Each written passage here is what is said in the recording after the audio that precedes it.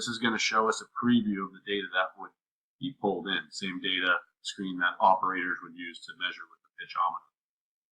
And on the next screen, we can go and look at the results of this propeller. And immediately, we're seeing some indications that there's a lot of variation in the blades.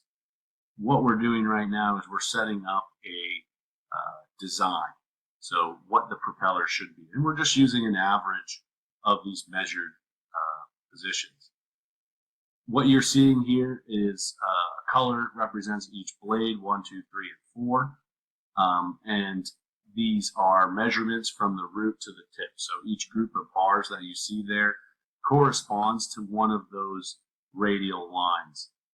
We measure these in percentages progressively from the inside out. You'll see on the right side a toolbar that indicates what those radial positions are. And so again, each bar graph group here corresponds to the measurements there. If we go inside of one of these radial lines, we get a comparison of how each blade looks relative to the other. And you can see some bends in the blade there, some damage. I'm going to go and note down in the notes here that there's a little bit of damage, especially, well, there's a lot of damage out near the tips of the blades, that they're pretty bent. We can also see immediately that the pitch of the prop is on average a little over 20 inches. So now we're looking here at this damage again. These different line graphs are showing us that trailing edge of the blade is bent.